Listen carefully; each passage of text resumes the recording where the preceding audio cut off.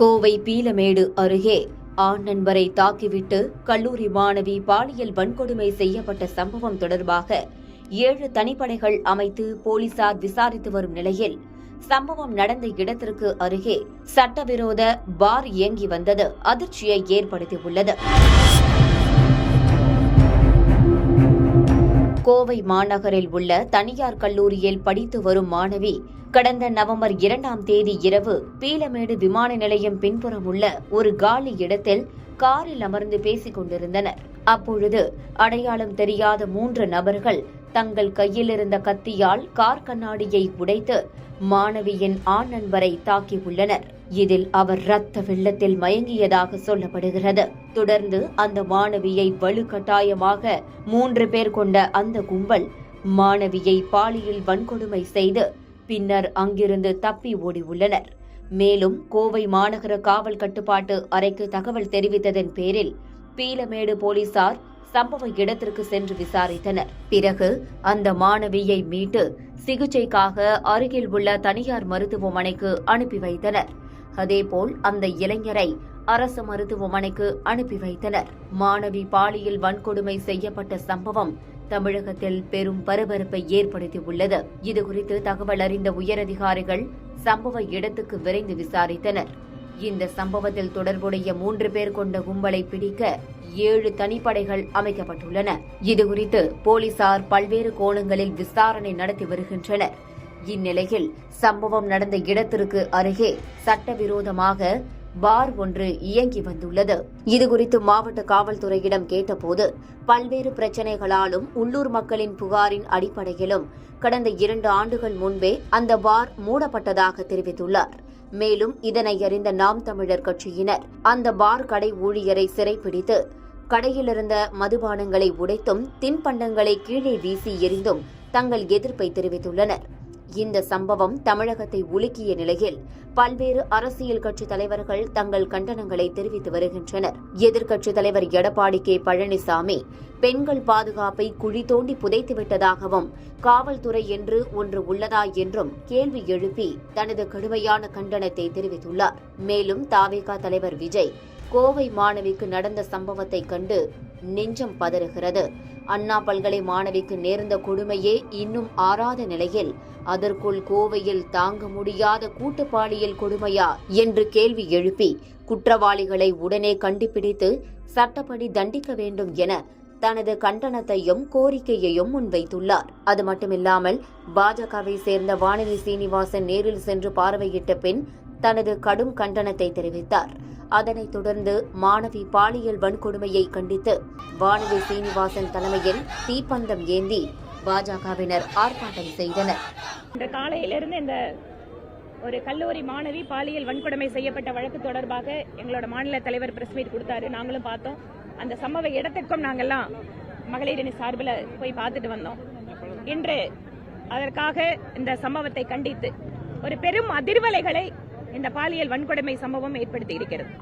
ஏனென்றால் கோவையை பொறுத்தவரை ஒரு அமைதியான இடம் என்பது மட்டுமல்ல, பெண்களுக்கு மிகுந்த பாதுகாப்பான இடம் என்கின்ற நம்பிக்கை ஆண்டாண்டு காலமாக இந்த பகுதி மக்களுக்கு மட்டும் இல்ல, பெண் குழந்தைகளை இந்த ஊருக்கு அனுப்புபவர்களுக்கு கூட உண்டு. அப்படிப்பட்ட ஊரிலே இவ்வளவு ஒரு கொடுமையான சம்பவம் நடந்திருப்பது என்பது அதிர்ச்சிக்கு எங்களை உள்ளாக்கி இருக்கிறது.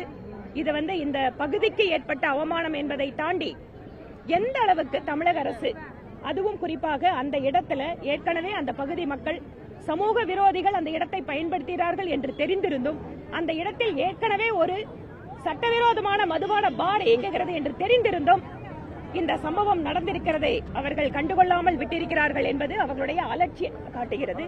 இன்று மகளிர் சார்பில் ஆர்ப்பாட்டம் பண்ணியிருக்கோம். நாளை மறுநாள் தமிழகம் முழுவதும் சமூக நீதி மாடல், இவர்களுடைய திராவிட மாடல் அப்படின்னு சொல்லக்கூடிய இந்த பெண்களுக்கு உரிமை அளிக்கின்ற இந்த மாடல் முழுக்க முழுக்க பெண்களுக்கு எதிரான மாடல் என்பதை மக்களிடம் கொண்டு செல்கின்ற வகையிலேயும் அந்த பாதிக்கப்பட்ட பெண்களுக்கு ஆதரவாக இருக்கின்ற அந்த சூழலை உருவாக்குகின்ற விதமாகவும் எல்லா மாவட்டங்களிலேயும் எங்களுடைய ஆர்ப்பாட்டம் நடைபெறும். போலீஸ் நடவடிக்கை கடந்த 4 வருட காலமாக நாங்க பார்த்துட்டு இருக்கிறோங்க.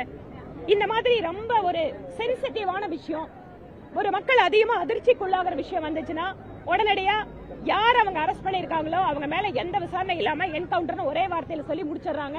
அதுக்கப்புறம் அந்த சப்ஜெக்ட் பத்தி பேசுறது இல்ல. இந்த மாதிரி நிறைய விஷயங்களை பார்த்துட்டோம்.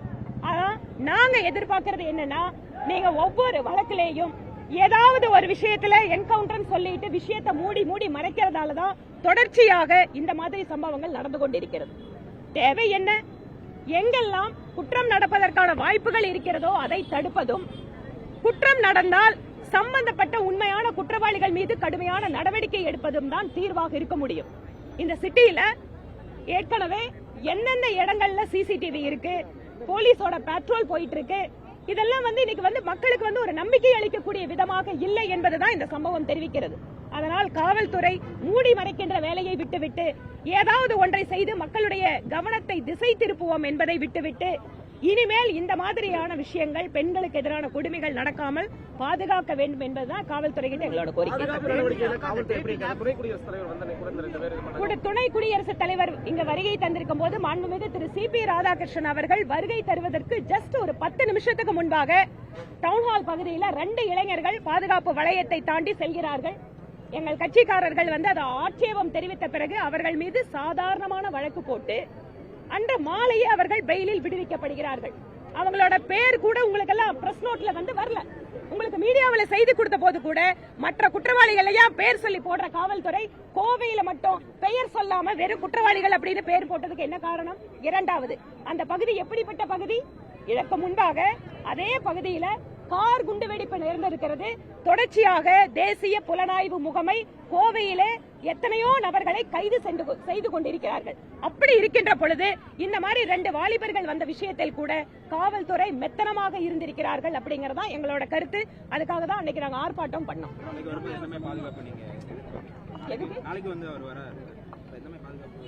நாளைக்கு வரும்போது அவருக்கு உரித்தான ஒரு உயர்ந்த கான்ஸ்டிடியூஷனல் ஹெட்டுக்கு என்ன அவருக்கு அந்த பாதுகாப்பு கொடுக்கணுமோ அதை கொடுக்கணும்னு நாங்க எதிர்பார்க்கிறோம். எக்ஸ்ட்ரா ஒண்ணும் வேண்டாங்க.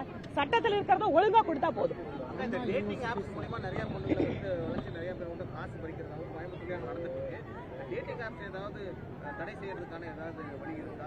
டேட்டிங் ஆப்ல பெண்கள் சூறையாடப்படுவதாகவோ ஏமாற்றப்படுவதாகவோ அந்த மாதிரி கம்ப்ளைண்ட் வந்துச்சுன்னு சொன்னா அதனோட டேட்டாவை எடுத்துட்டு காவல்துறை இதற்காக ஒரு ரெக்வஸ்ட் ஸ்டேட் கவர்மெண்ட்ல இருந்து கொடுத்தாங்கன்னா இந்த ஆப் எல்லாம் அதை பிரிவென்ட் பண்றது சென்ட்ரல் கவர்மெண்டோட ரோல்.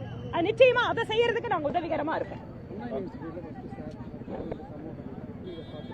அண்ணா யூனிவர்சிட்டி மட்டும் இல்லைங்க, திருச்சியில ஒரு இன்சிடென்ட் நடந்திருக்கு. அது இன்னைக்கு தற்கொலைங்கிறாங்க. எந்த அளவுக்கு அது உண்மைன்னு தெரியாது. தொடர்ச்சியாக பெண்களுக்கு எதிரான கொடுமைகள் அதிகரித்திருப்பதாக நாங்க ஏதோ எதிர்க்கட்சியா சொல்லலைங்க. சட்டமன்றத்திலே அரசாங்கம் கொடுத்த தகவலின்படி பெண்களுக்கு எதிரான குற்றங்கள், கொடுமைகள் தமிழகத்தில் அதிகரித்திருக்கிறது.